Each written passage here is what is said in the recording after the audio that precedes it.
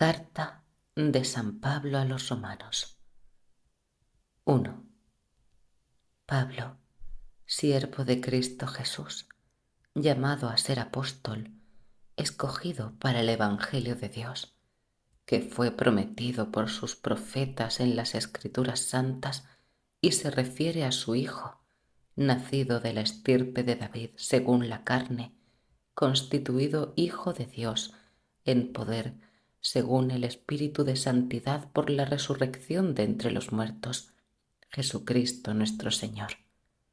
Por Él hemos recibido la gracia del apostolado para suscitar la obediencia de la fe entre todos los gentiles para gloria de su nombre. Entre ellos os encontráis también vosotros, llamados de Cristo. A todos los que están en Roma, amados de Dios, llamados santos, gracia y paz de Dios nuestro Padre y del Señor Jesucristo. En primer lugar, doy gracias a mi Dios por medio de Jesucristo. Lo hago por todos vosotros, porque vuestra fe se proclama en todo el mundo, pues Dios, a quien sirvo en mi espíritu anunciando el Evangelio de su Hijo, me es testigo de que me acuerdo incesantemente de vosotros, rogándole siempre en mis oraciones, que si es su voluntad, encuentre algún día la ocasión propicia para ir a vosotros. Pues tengo ganas de veros, para comunicaros algún don espiritual que os fortalezca, para compartir con vosotros el mutuo consuelo de la fe común, la vuestra y la mía. No quiero que ignoréis, hermanos, que muchas veces me he propuesto ir a visitaros, aunque hasta el momento me lo han impedido. Mi propósito era obtener algún fruto entre vosotros, como lo he obtenido entre los demás gentiles. Me siento deudor de griegos y bárbaros, de sabios e ignorantes. De ahí mi propósito de anunciaros el Evangelio también a vosotros, los que estáis en Roma. Pues no me avergüenzo del Evangelio, que es fuerza de Dios para la salvación de todo el que cree, primero del judío y también del griego, porque en él se revela la justicia de Dios de fe en fe, como está escrito: el justo por la fe vivirá. La ira de Dios se revela desde el cielo contra toda impiedad e injusticia de los hombres que tienen la verdad prisionera de la injusticia, porque lo que de Dios puede conocerse les resulta manifiesto, pues Dios mismo se lo manifestó. Pues lo invisible de Dios, su eterno poder y su divinidad son perceptibles para la inteligencia a partir de la creación del mundo a través de sus obras, de modo que son inexcusables, pues habiendo conocido a Dios, no lo glorificaron como Dios ni le dieron gracias. Todo lo contrario, se ofuscaron en sus razonamientos, de tal modo que su corazón insensato quedó envuelto en tinieblas. Alardeando de sabios, resultaron ser necios y cambiaron la gloria del Dios inmortal por imágenes del hombre mortal, de pájaros, cuadrúpedos y reptiles.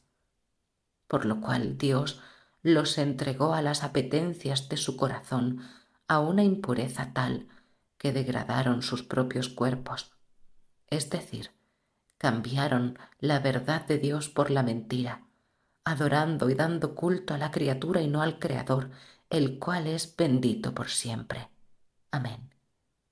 Por esto, Dios los entregó a pasiones vergonzosas, pues sus mujeres cambiaron las relaciones naturales por otras contrarias a la naturaleza. De igual modo, los hombres, abandonando las relaciones naturales con la mujer, se abrasaron en sus deseos unos de otros, cometiendo la infamia de las relaciones de hombres con hombres y recibiendo en sí mismos el pago merecido por su extravío.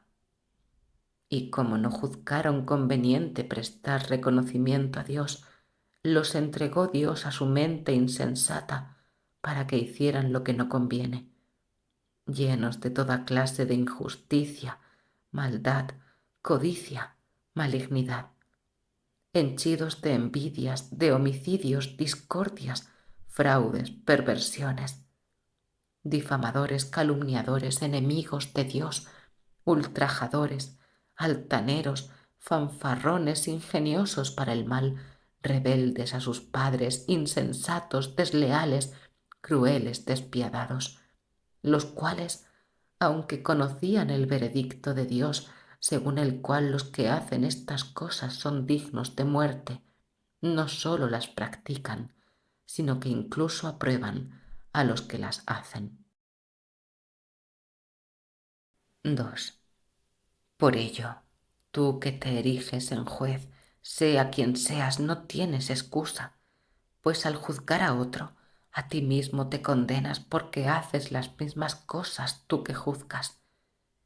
Sabemos que el juicio de Dios contra los que hacen estas cosas es según verdad.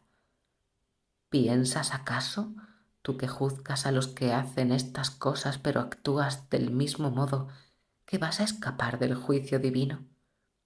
¿O es que desprecias el tesoro de su bondad, tolerancia y paciencia al no reconocer que la bondad de Dios te lleva a la conversión? Con tu corazón duro e impenitente te estás acumulando cólera para el día de la ira en que se revelará el justo juicio de Dios, el cual pagará a cada uno según sus obras. Vida eterna a quienes, perseverando en el bien, buscan gloria, honor e incorrupción. Ira y cólera a los porfiados que se rebelan contra la verdad y se rinden a la injusticia. Tribulación y angustia sobre todo ser humano que haga el mal, primero sobre el judío, pero también sobre el griego. Gloria, honor y paz para todo el que haga el bien, primero para el judío, pero también para el griego, porque en Dios no hay acepción de personas. Cuantos pecaron sin tener ley, perecerán también sin ley. Y cuantos pecaron en el ámbito de la ley serán juzgados por la ley. Pues no son justos ante Dios quienes oyen la ley, sino que serán justificados quienes la cumplen. En efecto, cuando los gentiles que no tienen ley cumplen naturalmente las exigencias de la ley, ellos, aun sin tener ley, son para sí mismos ley. Esos tales muestran que tienen escrita en sus corazones la exigencia de la ley. Contando con el testimonio de la conciencia y con sus razonamientos internos contrapuestos, unas veces de condena y otras de alabanza, el día en que Dios juzgue lo oculto de los hombres de acuerdo con mi evangelio a través de Cristo. Pero si tú te llamas judío y encuentras tu descanso en la ley y te glorías en Dios, conoces la voluntad divina y al saberte instruido por la ley te crees capaz de discernir lo que es mejor, te consideras guía de ciegos, luz de los que viven en las tinieblas, educador de ignorantes, maestro de niños, pues piensas que tienes en la ley la expresión misma de la ciencia y de la verdad. Pues bien, tú que enseñas a otros, ¿no te enseñas a ti mismo? Tú que predicas no robar, ¿robas tú mismo? Tú que dices no cometer adulterio, ¿cometes tú mismo adulterio? Tú que te glorías en la ley, al transgredir la ley deshonras a Dios, pues según está escrito, el nombre de Dios es blasfemado por causa vuestra entre los gentiles. Pues la circuncisión aprovecha si cumples la ley, pero si eres un transgresor de la ley, tu circuncisión vale para ti lo mismo que si no estuvieras circuncidado. En definitiva, si los incircuncisos cumplen las justas exigencias de la ley, ¿no tendrá su condición de incircunciso el mismo valor que la circuncisión? Y así, alguien que no está circuncidado en la carne, pero que cumple la ley, te juzgará a ti, que a pesar de poseer la letra de la ley y la circuncisión, eres transgresor de la ley.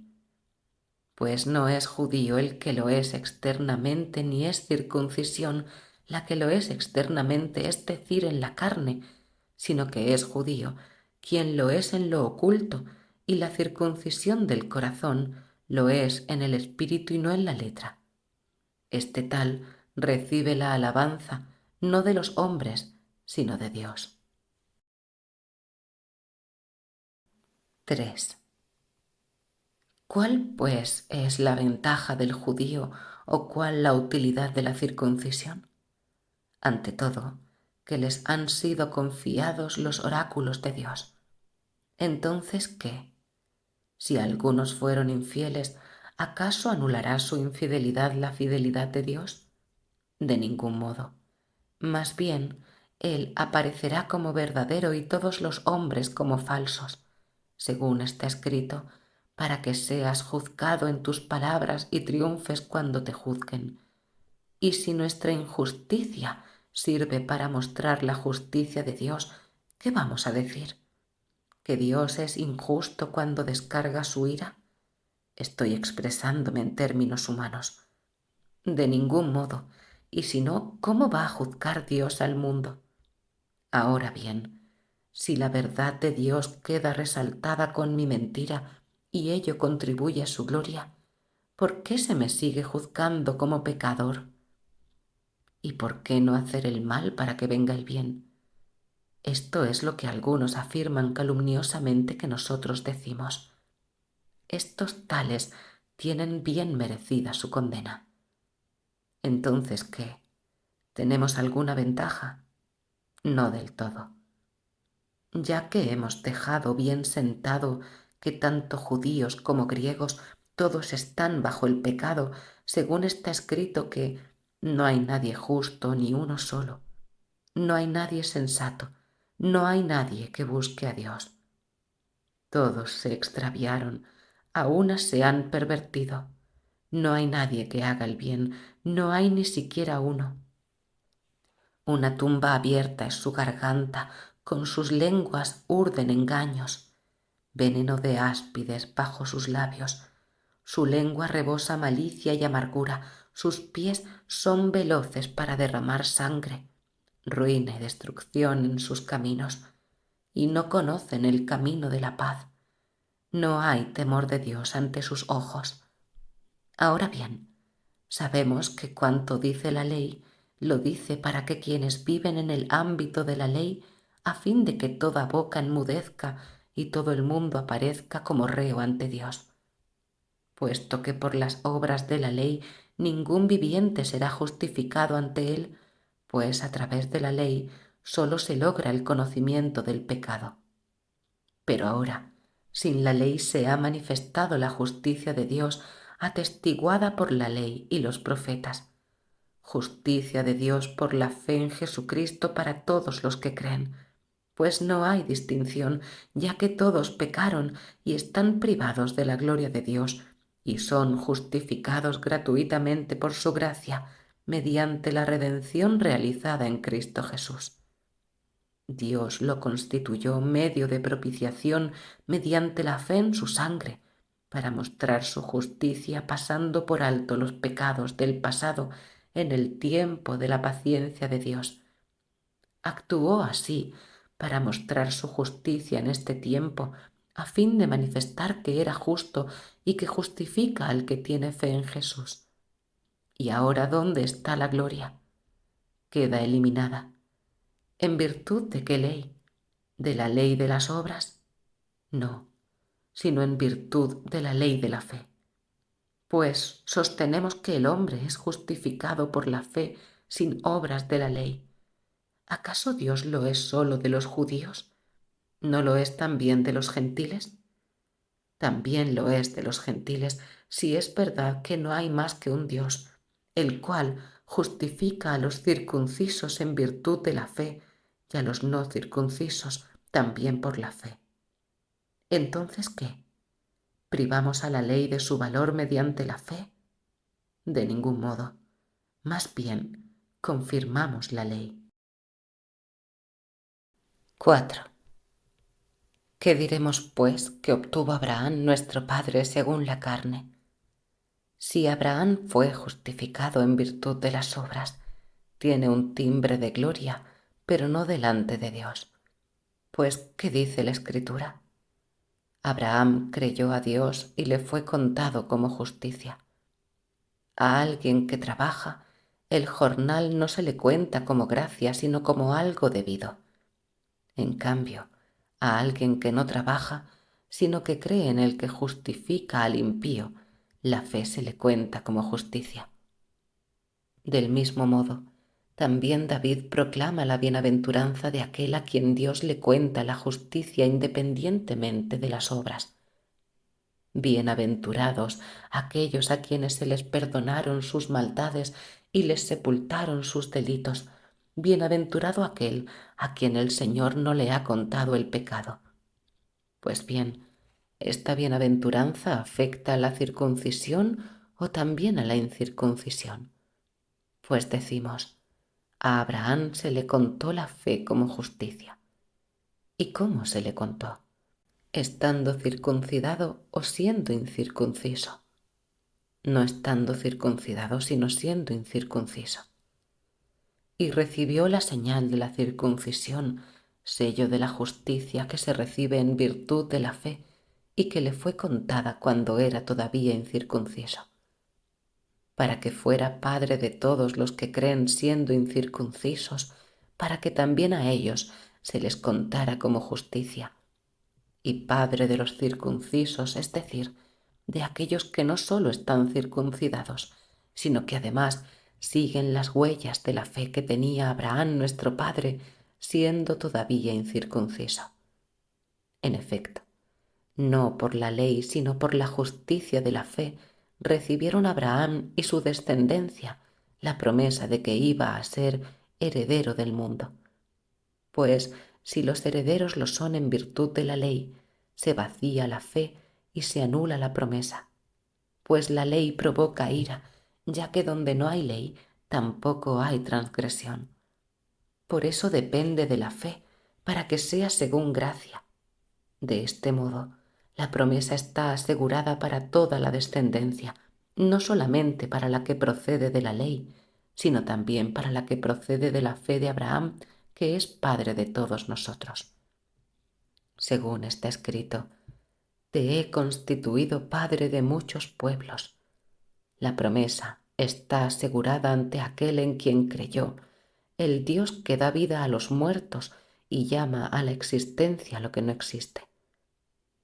Apoyado en la esperanza, creyó contra toda esperanza que llegaría a ser padre de muchos pueblos, de acuerdo con lo que se le había dicho. Así será tu descendencia. Y aunque se daba cuenta de que su cuerpo estaba ya medio muerto, tenía unos 100 años, y de que el seno de Sara era estéril, no vaciló en su fe. Todo lo contrario, ante la promesa divina, no cedió a la incredulidad, sino que se fortaleció en la fe, dando gloria a Dios, pues estaba persuadido de que Dios es capaz de hacer lo que promete, por lo cual le fue contado como justicia. Pero que le fue contado no está escrito solo por él, también está escrito por nosotros, a quienes se nos contará. Nosotros, los que creemos en el que resucitó de entre los muertos, a Jesucristo nuestro Señor, el cual fue entregado por nuestros pecados y resucitó para nuestra justificación. 5. Así pues, habiendo sido justificados en virtud de la fe, estamos en paz con Dios por medio de nuestro Señor Jesucristo, por el cual hemos obtenido además por la fe el acceso a esta gracia en la cual nos encontramos y nos gloriamos en la esperanza de la gloria de Dios. Más aún, nos gloriamos incluso en las tribulaciones, sabiendo que la tribulación produce paciencia, la paciencia virtud probada, la virtud probada esperanza y la esperanza no defrauda, porque el amor de Dios ha sido derramado en nuestros corazones por el Espíritu Santo que se nos ha dado. En efecto, cuando nosotros estábamos aún sin fuerza en el tiempo señalado, Cristo murió por los impíos. Ciertamente, apenas habrá quien muera por un justo. Por una persona buena tal vez se atrevería alguien a morir. Pues bien, Dios nos demostró su amor en que siendo nosotros todavía pecadores, Cristo murió por nosotros. Con cuánta más razón, pues, justificados ahora por la sangre, seremos por él salvados del castigo. Si cuando éramos enemigos fuimos reconciliados con Dios por la muerte de su Hijo, con cuánta más razón, estando ya reconciliados, seremos salvados por su vida. Y no solo eso, sino que también nos gloriamos en Dios por nuestro Señor Jesucristo, por quien hemos obtenido ahora la reconciliación. Por tanto, lo mismo que por un hombre entró el pecado en el mundo y por el pecado la muerte, y así la muerte se propagó a todos los hombres porque todos pecaron. Pues hasta que llegó la ley había pecado en el mundo, pero el pecado no se imputaba porque no había ley. Pese a todo, la muerte reinó desde Adán hasta Moisés, incluso sobre los que no habían pecado con una transgresión como la de Adán, que era figura del que tenía que venir. Sin embargo, no hay proporción entre el delito y el don. Si por el delito de uno solo murieron todos, con mayor razón la gracia de Dios y el don otorgado en virtud de un hombre Jesucristo se han desbordado sobre todos. Y tampoco hay proporción entre la gracia y el pecado de uno, pues el juicio, a partir de uno, acabó en condena, mientras que la gracia, a partir de muchos pecados, acabó en justicia. Si por el delito de uno solo la muerte inauguró su reinado a través de uno solo, con cuánta más razón los que reciben a raudales el don gratuito de la justificación reinarán en la vida gracias a uno solo, Jesucristo. En resumen, lo mismo que por un solo delito resultó condena para todos, así también por un acto de justicia resultó justificación y vida para todos. Pues así como por la desobediencia de un solo hombre todos fueron constituidos pecadores, así también por la obediencia de uno solo todos serán constituidos justos. Ahora bien, la ley ha intervenido para que abundara el delito, pero donde abundó el pecado, sobreabundó la gracia para que lo mismo que reinó el pecado a través de la muerte, así también reinara la gracia por la justicia para la vida eterna, por Jesucristo nuestro Señor. 6. ¿Qué diremos, pues? ¿Permanezcamos en el pecado para que abunde la gracia? De ningún modo. Los que hemos muerto al pecado, ¿cómo vamos a seguir viviendo en el pecado? ¿Es que no sabéis que cuantos fuimos bautizados en Cristo Jesús, fuimos bautizados en su muerte? Por el bautismo fuimos sepultados con él en la muerte, para que lo mismo que Cristo resucitó de entre los muertos por la gloria del Padre, así también nosotros andemos en una vida nueva. Pues si hemos sido incorporados a él en una muerte como la suya, lo seremos también en una resurrección como la suya, sabiendo que nuestro hombre viejo fue crucificado con Cristo, para que fuera destruido el cuerpo de pecado, y de este modo nosotros dejáramos de servir al pecado, porque quien muere ha quedado libre del pecado. Si hemos muerto con Cristo, creemos que también viviremos con él, pues sabemos que Cristo, una vez resucitado de entre los muertos, ya no muere más. La muerte ya no tiene dominio sobre él, porque quien ha muerto al pecado de una vez para siempre, y quien vive, vive para Dios. Lo mismo vosotros, consideraos muertos al pecado y vivos para Dios en Cristo Jesús. Que el pecado no siga reinando en vuestro cuerpo mortal, sometiéndoos a sus deseos. No pongáis vuestros miembros al servicio del pecado como instrumentos de injusticia. Antes bien, ofreceos a Dios como quienes han vuelto a la vida desde la muerte, y poned vuestros miembros al servicio de Dios como instrumento de la justicia. porque el pecado no ejercerá su dominio sobre vosotros, pues no estáis bajo ley, sino bajo gracia. Entonces, ¿qué? ¿Pecaremos puesto que no estamos bajo ley, sino bajo gracia? En absoluto. ¿No sabéis que cuando os ofrecéis a alguien como esclavos para obedecerlo, os hacéis esclavos de aquel a quien obedecéis, bien del pecado para la muerte, bien de la obediencia para la justicia? Pero gracias sean dadas a Dios, porque erais esclavos del pecado, mas habéis obedecido de corazón al modelo de doctrina al que fuisteis entregados. Liberados del pecado, os habéis hecho esclavos de la justicia. Hablo al modo humano, adaptándome a vuestra debilidad natural, lo mismo que antes ofrecisteis vuestros miembros a la impureza y a la maldad como esclavos suyos para que obrasen la maldad, ofreced ahora vuestros miembros a la justicia como esclavos suyos para vuestra santificación. Pues cuando erais esclavos del pecado, erais libres en lo que toca a la justicia. ¿Y qué fruto obteníais entonces? Cosas de las que ahora os avergonzáis porque conducen a la muerte. Ahora, en cambio, liberados del pecado y hecho esclavos de Dios, dais frutos para la santidad que conducen a la vida eterna, porque la paga del pecado es la muerte, mientras que el don de Dios es la vida eterna en Cristo Jesús, Señor nuestro. 7. ¿O ignoráis, hermanos? Hablo a gente experta en la ley, que la ley ejerce su dominio sobre el hombre mientras éste vive. De hecho, la mujer casada se debe por ley a su marido mientras éste vive, pero si muere el marido queda liberada de la ley del marido, de modo que mientras vive el marido es considerada adúltera si se une a otro hombre, pero si muere el marido queda libre de la ley, de manera que no es adúltera si se une a otro hombre.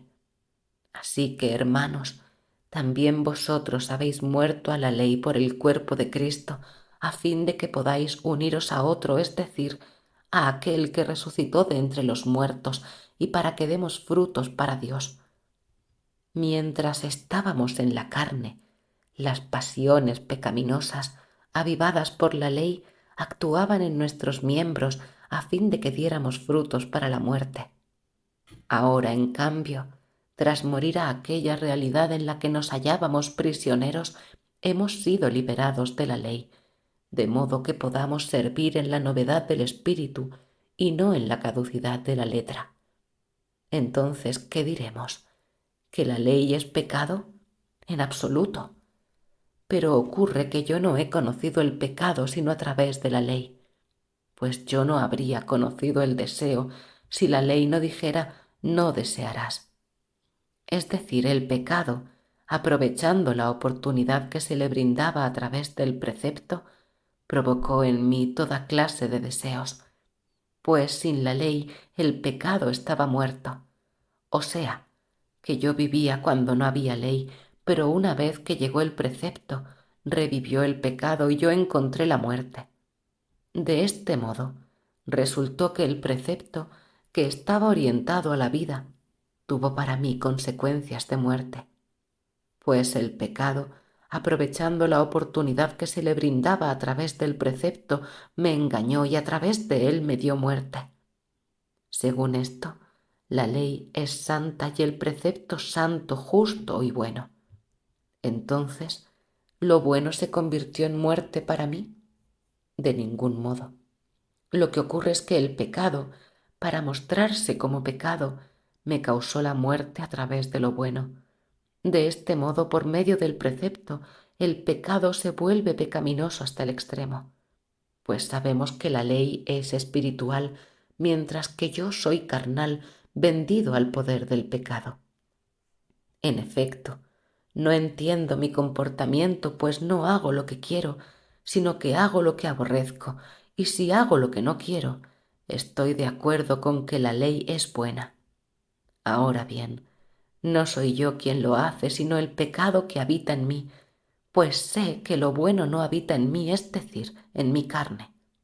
En efecto, querer está a mi alcance, pero hacer lo bueno no, pues no hago lo bueno que deseo, sino que obro lo malo que no deseo. Y si lo que no deseo es precisamente lo que hago, no soy yo el que lo realiza, sino el pecado que habita en mí. Así pues, descubro la siguiente ley. Yo quiero hacer lo bueno, pero lo que está a mi alcance es hacer el mal. En efecto, según el hombre interior, me complazco en la ley de Dios, pero percibo en mis miembros otra ley que lucha contra la ley de mi razón y me hace prisionero de la ley del pecado que está en mis miembros. Desgraciado de mí, ¿quién me librará de este cuerpo de muerte? Gracias a Dios por Jesucristo nuestro Señor. Así pues, yo mismo sirvo con la razón a la ley de Dios y con la carne a la ley del pecado. 8. No hay, pues, condena alguna para los que están en Cristo Jesús, pues la ley del Espíritu de vida en Cristo Jesús te ha librado de la ley del pecado y de la muerte. Lo que era imposible a la ley, por cuanto que estaba debilitada a causa de la carne, lo ha hecho Dios, enviando a su Hijo en semejanza de carne de pecado y en orden al pecado, condenó el pecado en la carne, para que la justa exigencia de la ley se cumpliera en nosotros, los que actuamos no de acuerdo con la carne, sino de acuerdo con el Espíritu. Pues los que viven según la carne desean las cosas de la carne. En cambio, los que viven según el Espíritu desean las cosas del Espíritu. El deseo de la carne es muerte, en cambio el deseo del Espíritu vida y paz. Por ello, el deseo de la carne es hostil a Dios, pues no se somete a la ley de Dios ni puede someterse. Los que están en la carne no pueden agradar a Dios, pero vosotros no estáis en la carne, sino en el Espíritu, si es que el Espíritu de Dios habita en vosotros. En cambio, si alguien no posee el Espíritu de Cristo, no es de Cristo. Pero si Cristo está en vosotros, el cuerpo está muerto por el pecado, pero el Espíritu vive por la justicia. Y si el Espíritu del que resucitó a Jesús de entre los muertos habita en vosotros, el que resucitó de entre los muertos a Cristo Jesús también dará vida a vuestros cuerpos mortales por el mismo Espíritu que habita en vosotros.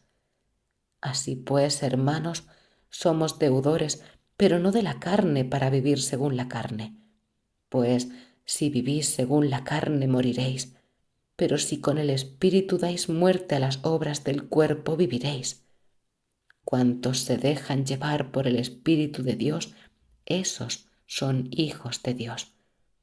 Pues no habéis recibido un espíritu de esclavitud para recaer en el temor, sino que habéis recibido un espíritu de hijos de adopción en el que clamamos Abba, Padre. Ese mismo espíritu da testimonio a nuestro espíritu de que somos hijos de Dios, y si hijos, también herederos, herederos de Dios y coherederos con Cristo, de modo que si sufrimos con Él, seremos también glorificados con Él.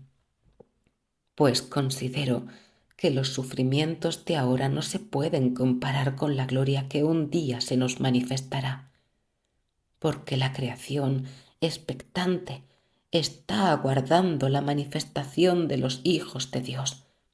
En efecto, la creación fue sometida a la frustración no por su voluntad, sino por aquel que la sometió con la esperanza de que la creación misma sería liberada de la esclavitud de la corrupción para entrar en la gloriosa libertad de los hijos de Dios. Porque sabemos que hasta hoy toda la creación está gimiendo y sufre dolores de parto. Y no solo eso, sino que también nosotros, que poseemos las primicias del Espíritu, gemimos en nuestro interior, aguardando la adopción filial, la redención de nuestro cuerpo. Pues hemos sido salvados en esperanza, y una esperanza que se ve no es esperanza. Efectivamente, ¿cómo va a esperar uno algo que ve? Pero si esperamos lo que no vemos, aguardamos con perseverancia. Del mismo modo el Espíritu acude en ayuda de nuestra debilidad, pues nosotros no sabemos pedir como conviene, pero el Espíritu mismo intercede por nosotros con gemidos inefables. Y el que escruta los corazones sabe cuál es el deseo del Espíritu y que su intercesión por los santos es según Dios. Por otra parte, sabemos que a los que aman a Dios todo les sirve para el bien, a los cuales ha llamado conforme a su designio, porque a los que había conocido de antemano los predestinó a reproducir la imagen de su Hijo, para que Él fuera el primogénito entre muchos hermanos. Y a los que predestinó los llamó, a los que llamó los justificó, a los que justificó los glorificó. Después de esto, ¿qué diremos? Si Dios está con nosotros, ¿quién estará contra nosotros? El que no se reservó a su propio Hijo, sino que lo entregó por todos nosotros, ¿cómo no nos dará todo con él? ¿Quién acusará a los elegidos de Dios? Dios es el que justifica. ¿Quién condenará? ¿Acaso Cristo Jesús, que murió más todavía, resucitó y está a la derecha de Dios y que además intercede por nosotros?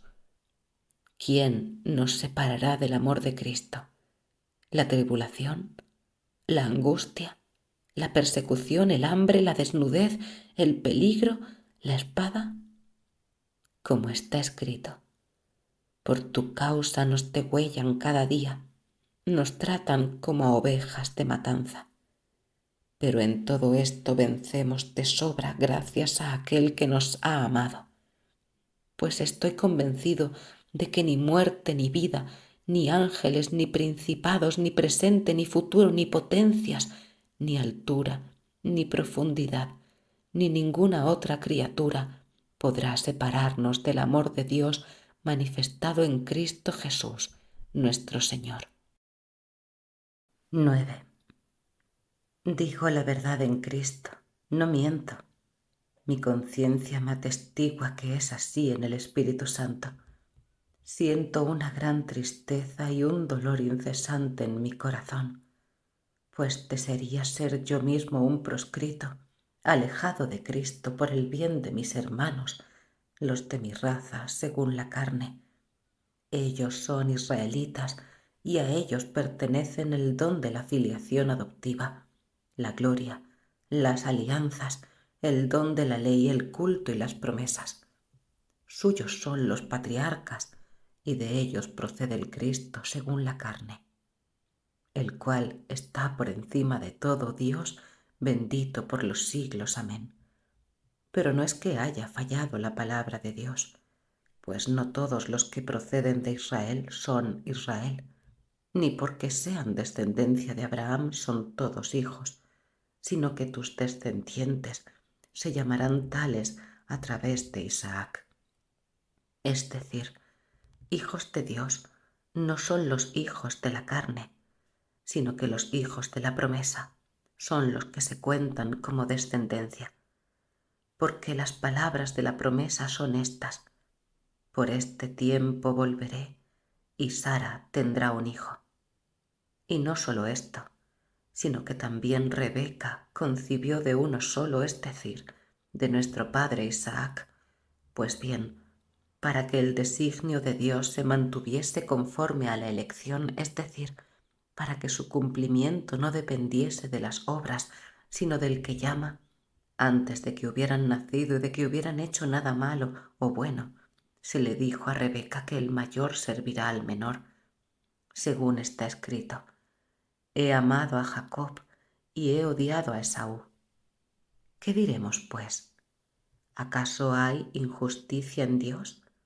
De ningún modo, pues a Moisés le dice: me compadeceré de quien me compadezca y me apiadaré de quien me apiade. En consecuencia, no está en el que quiere ni en el que corre, sino en Dios que se compadece. La Escritura dice, en efecto, al faraón: te he suscitado precisamente para esto, para mostrar en ti mi fuerza y para que mi nombre se difunda en toda la tierra. Es decir, se compadece de quien quiere y endurece a quien quiere. Pero tú me dirás, entonces, ¿por qué aún se queja? En realidad, ¿quién podrá oponerse a su voluntad? Más bien habría que preguntar, oh hombre, ¿quién eres tú para enfrentarte a Dios? ¿Acaso dirá la vasija al que la modela, ¿por qué me has hecho así?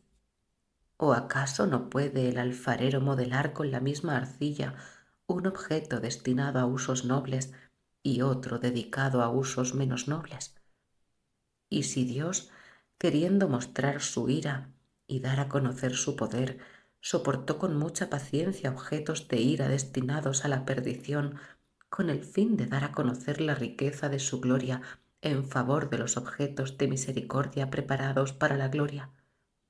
Y estos tales somos nosotros, a los que ha llamado no sólo de entre los judíos, sino también de entre los gentiles, según afirma también en el profeta Oseas: al que no es pueblo mío, lo llamaré pueblo mío, y a la que no es amada, la llamaré amada.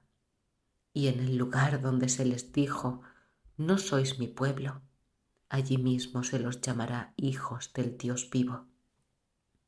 Isaías, por su parte, clama acerca de Israel: aunque fuera el número de los hijos de Israel como la arena del mar, se salvará un resto. Pues el Señor cumplirá su palabra sobre la tierra perfectamente y pronto.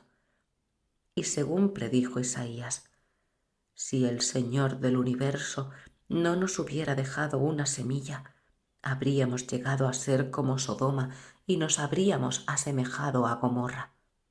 Entonces, ¿qué diremos? Que los gentiles, que no buscaban la justicia, han alcanzado la justicia, es decir, la justicia de la fe, mientras que Israel, que buscaba la ley de la justicia, no alcanzó la ley. ¿Por qué? Porque la buscaba no en virtud de la fe, sino como si se pudiera alcanzar en virtud de las obras. Tropezaron en la piedra de tropiezo, según está escrito: he aquí que pongo en Sión una piedra de tropiezo y una roca de escándalo, pero el que crea en ella no será confundido. 10. Hermanos, el deseo de mi corazón y mi oración a Dios en favor suyo es que se salven, pues puedo testificar en su favor que tienen celo de Dios, aunque no según un conocimiento adecuado. En efecto, desconociendo la justicia de Dios y buscando establecer su propia justicia, no se sometieron a la justicia de Dios, pues el fin de la ley es Cristo, para justificación de todo el que cree. Porque acerca de la justicia que viene de la ley, escribe Moisés que la persona que hace estas cosas vivirá por ellas. En cambio, la justicia que procede de la fe dice así: no digas en tu corazón, ¿quién subirá al cielo? Es decir, para hacer bajar a Cristo. O ¿quién bajará al abismo? Es decir, para hacer subir a Cristo de entre los muertos. ¿Pero qué es lo que dice? La palabra está cerca de ti, la tienes en los labios y en el corazón. Se refiere a la palabra de la fe que anunciamos. Porque si profesas con tus labios que Jesús es Señor y crees con tu corazón que Dios lo resucitó de entre los muertos, serás salvo. Pues con el corazón se cree para alcanzar la justicia y con los labios se profesa para alcanzar la salvación. Pues dice la Escritura: nadie que crea en Él quedará confundido. En efecto, no hay distinción entre judío y griego, porque uno mismo es el Señor de todos, generoso con todos los que lo invocan, pues todo el que invoque el nombre del Señor será salvo. Ahora bien, ¿cómo invocarán a aquel en quien no han creído? ¿Cómo creerán en aquel de quien no han oído hablar? ¿Cómo oirán hablar de él sin nadie que anuncie? ¿Y cómo anunciarán si no los envían?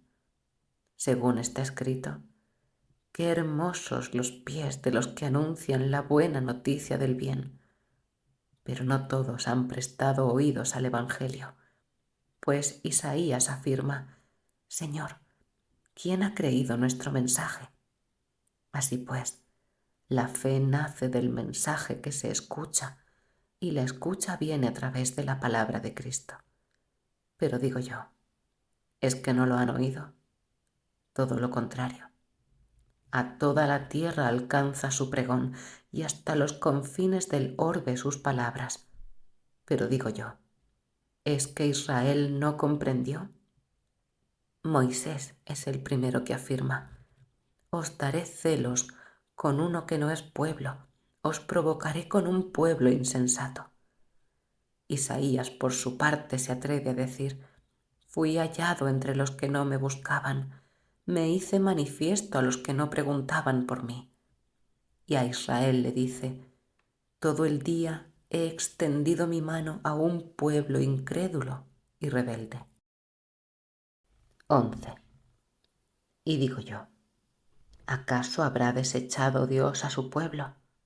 De ningún modo, que también yo soy israelita, de la descendencia de Abraham, de la tribu de Benjamín.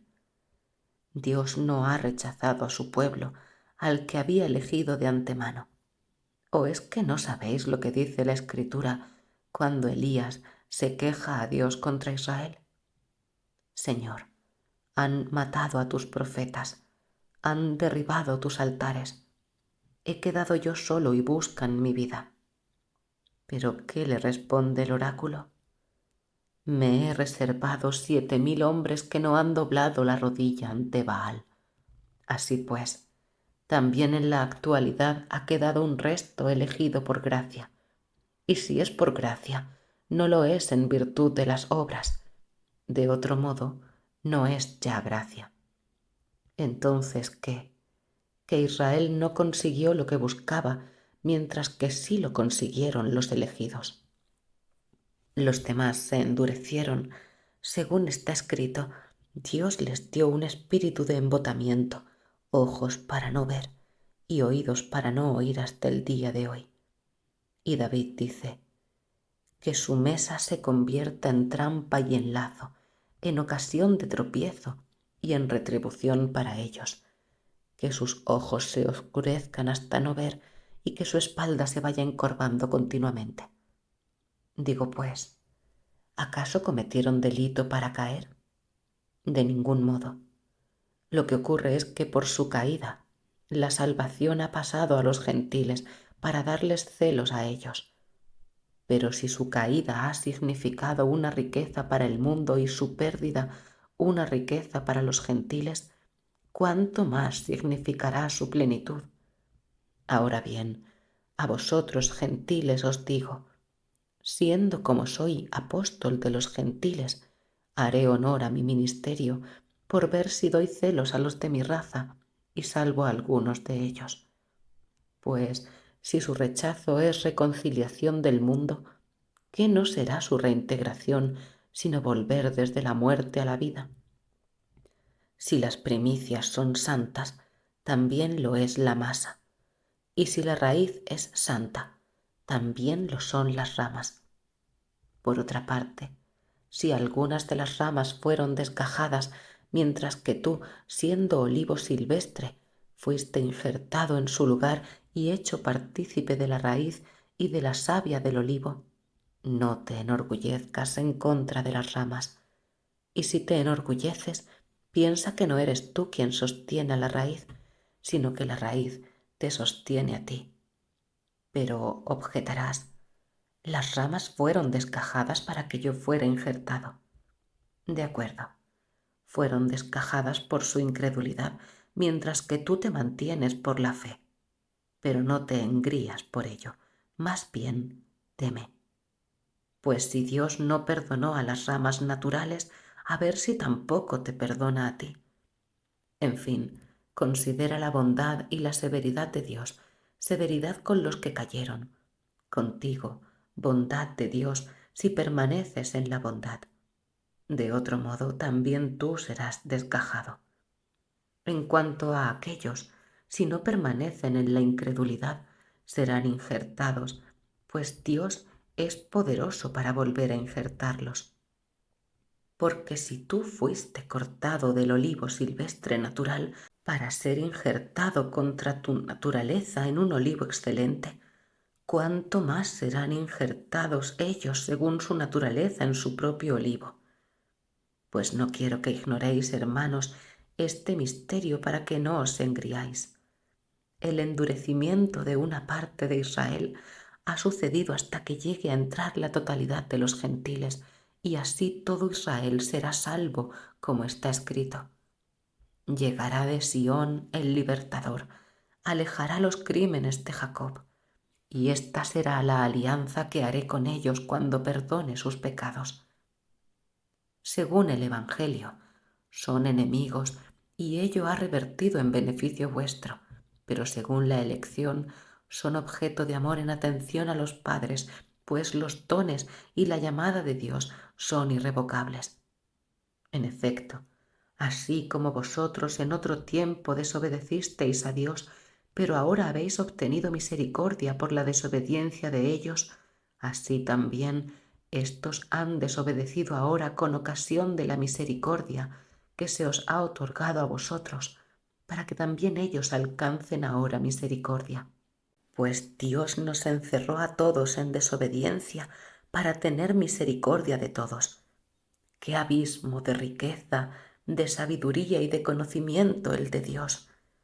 Qué insondables sus decisiones y qué irrastreables sus caminos.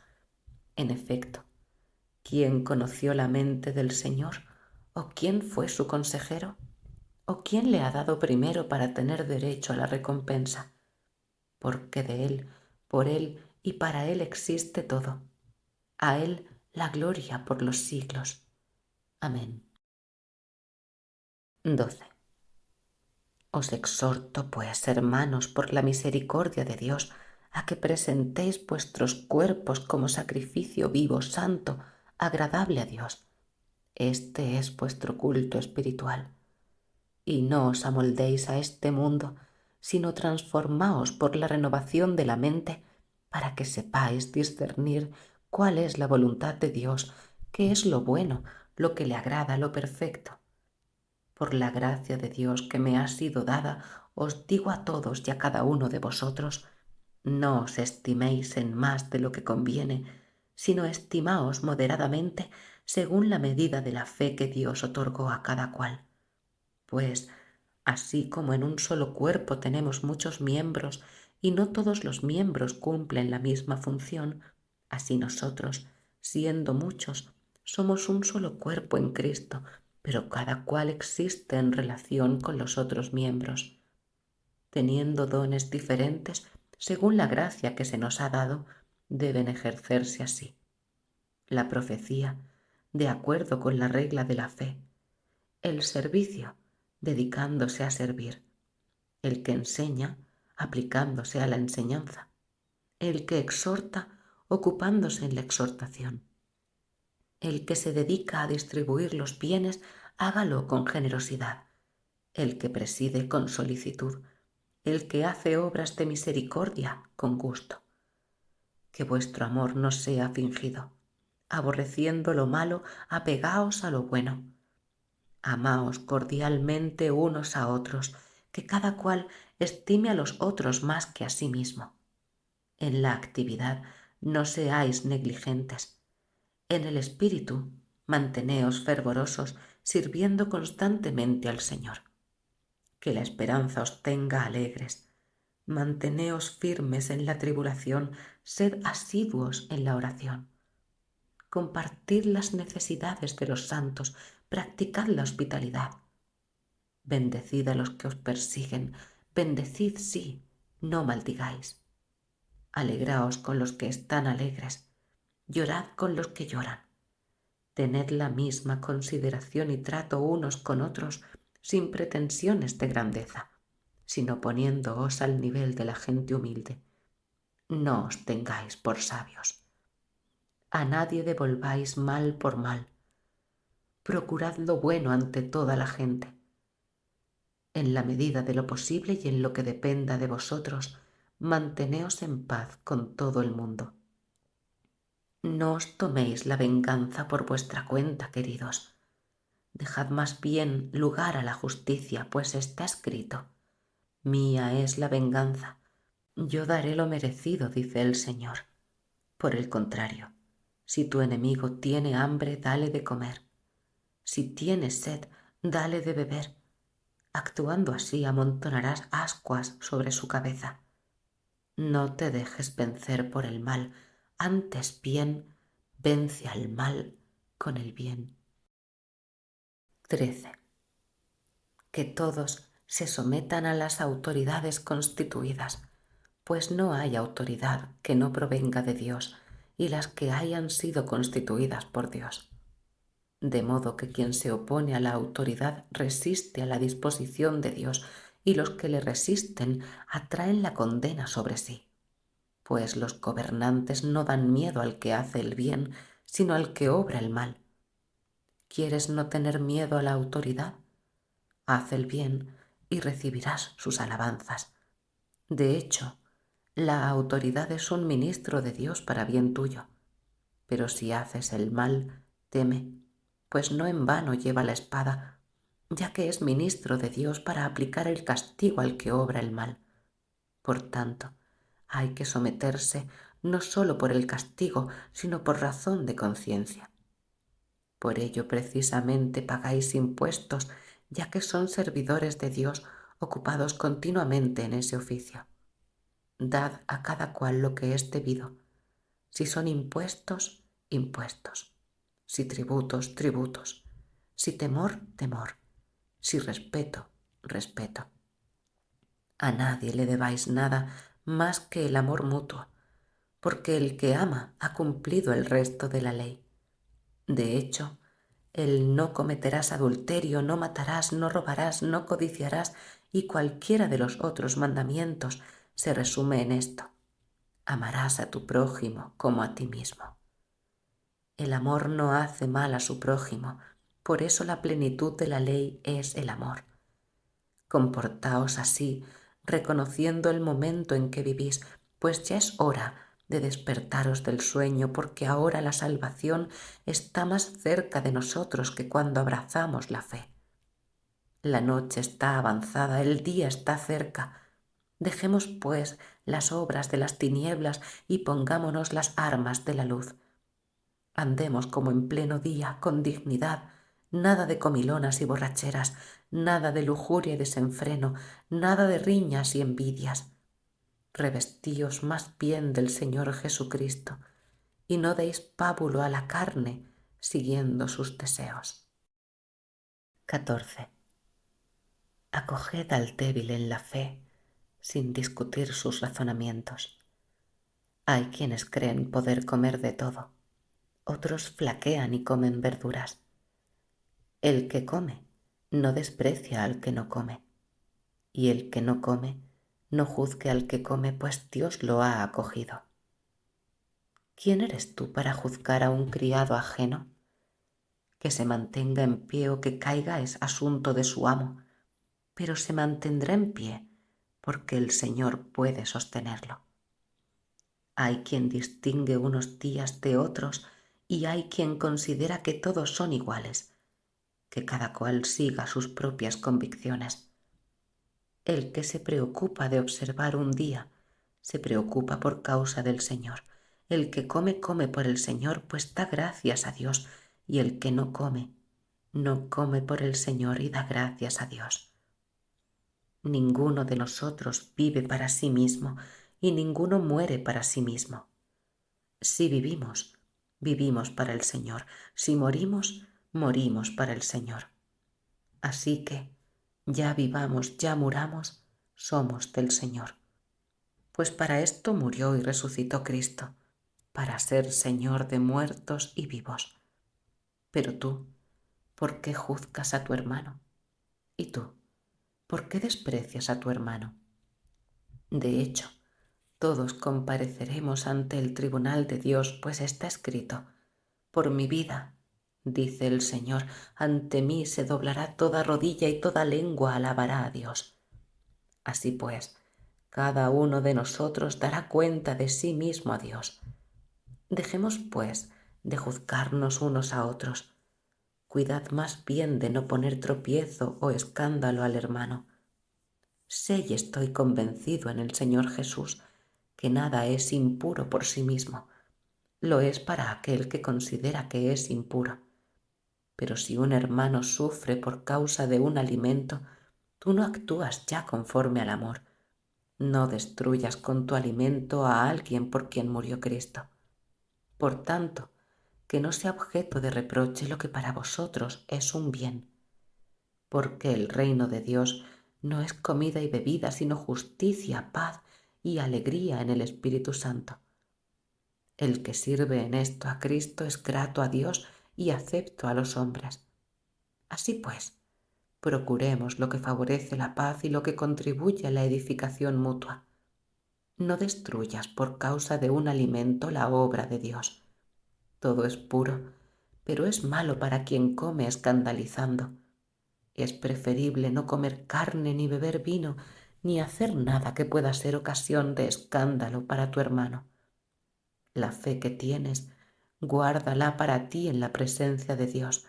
Dichoso quien no se culpabiliza cuando decide algo, pero quien come dudando se condena, porque no actúa desde la fe, y todo lo que no procede de la fe es pecado.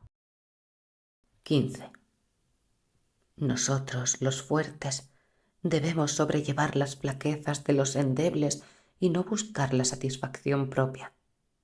Que cada uno de nosotros busque agradar al prójimo en lo bueno y para edificación suya.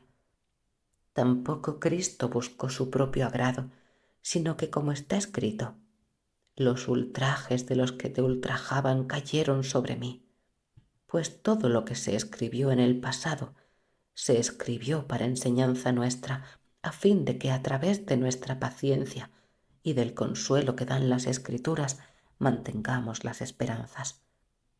Que el Dios de la paciencia y del consuelo os conceda tener entre vosotros los mismos sentimientos según Cristo Jesús. De este modo, unánimes a una voz, glorificaréis al Dios y Padre de nuestro Señor Jesucristo. Por eso, acogeos mutuamente como Cristo os acogió para gloria de Dios. Es decir, Cristo se hizo servidor de la circuncisión en atención a la fidelidad de Dios, para llevar a cumplimiento las promesas hechas a los patriarcas y en cuanto a los gentiles, para que glorifiquen a Dios por su misericordia, como está escrito. Por esto te alabaré entre los gentiles y cantaré para tu nombre. Y en otro lugar, regocijaos gentiles junto con su pueblo. Y además, alabad al Señor todos los gentiles, proclamadlo todos los pueblos. E Isaías vuelve a decir, aparecerá el retoño de Jesé y el que se levanta para dominar a los gentiles. En él esperarán los gentiles. Que el Dios de la esperanza os colme de alegría y de paz viviendo vuestra fe, para que desbordéis de esperanza por la fuerza del Espíritu Santo. Respecto a vosotros, hermanos, yo personalmente estoy convencido de que rebosáis buena voluntad y de que tenéis suficiente saber para aconsejaros unos a otros. Pese a todo, os he escrito, propasándome a veces un poco para reavivar vuestros recuerdos. Lo he hecho en virtud de la gracia que Dios me ha otorgado, ser ministro de Cristo Jesús para con los gentiles, ejerciendo el oficio sagrado del Evangelio de Dios, para que la ofrenda de los gentiles, consagrada por el Espíritu Santo, sea agradable. Así pues, tengo de qué gloriarme en Cristo y en relación con las cosas que tocan a Dios. En efecto, no me atreveré a hablar de otra cosa que no sea lo que Cristo hace a través de mí en orden a la obediencia de los gentiles, con mis palabras y acciones, con la fuerza de signos y prodigios, con la fuerza del Espíritu de Dios. Tanto que en todas direcciones, partiendo de Jerusalén y llegando hasta la Iliria, he completado el anuncio del Evangelio de Cristo. Pero considerando una cuestión de honor no anunciar el Evangelio más que allí donde no se haya pronunciado aún el nombre de Cristo, para no construir sobre cimiento ajeno, sino como está escrito: los que no tenían noticia lo verán, los que no habían oído comprenderán. Por esta razón me he visto impedido muchas veces de ir hasta vosotros. Mas ahora, no teniendo ya campo de acción en estas regiones y teniendo desde hace muchos años grandes deseos de ir a donde vosotros, cuando me ponga en camino hacia España, espero veros al pasar, y después de haber disfrutado un poco de vuestra compañía, que vosotros me encaminéis hacia allá. Pero ahora voy a Jerusalén para el servicio de los santos, pues Macedonia y Acaya tuvieron a bien hacer una colecta para los pobres que hay entre los santos de Jerusalén. Tuvieron el gusto y además estaban obligados a ello, pues si los gentiles han compartido los bienes espirituales de los santos, ellos por su parte deben prestarles ayuda en lo material. Así pues, cuando haya concluido este asunto, sellándolo con la entrega del fruto de la colecta, pasaré entre vosotros de camino hacia España. Y sé que cuando vaya a vosotros lo haré con todas las bendiciones de Cristo. Ahora bien, por nuestro Señor Jesucristo y por el amor del Espíritu os ruego, hermanos, que luchéis conmigo rezando a Dios por mí, para que me libre de los incrédulos en Judea y para que el servicio que llevo para Jerusalén sea bien acogido por los santos, de modo que vaya a vosotros con alegría y, si Dios lo quiere, pueda disfrutar de algún descanso en compañía vuestra, y que el Dios de la paz sea con todos vosotros. Amén. 16. Os recomiendo a Febe, nuestra hermana, que además es servidora de la iglesia que está en Cencreas. Recibidla en el Señor de un modo que sea digno de los santos y asistidla en cualquier cosa que necesite de vosotros, pues también ella ha sido protectora de muchos e incluso de mí mismo. Saludad a Prisca y Áquila, mis colaboradores en la obra de Cristo Jesús, que expusieron sus cabezas por salvar mi vida. No soy yo solo quien les está agradecido, sino también todas las iglesias de los gentiles. Saludad asimismo a la iglesia que se reúne en su casa. Saludad a mi querido Epéneto, primicias de Asia para Cristo. Saludad a María, que con tanto afán ha trabajado en vuestro favor. Saludad a Andrónico y a Junia, mis parientes y compañeros de prisión, que son ilustres entre los apóstoles y además llegaron a Cristo antes que yo. Saludad a Ampliato, a quien quiero en el Señor. Saludad a Urbano, colaborador nuestro en la obra de Cristo, y a mi querido Estaquio. Saludad a Apeles, acreditado en Cristo. Saludad a la familia de Aristóbulo. Saludad a Herodión, mi pariente. De la familia de Narciso, saludad a los que están en el Señor.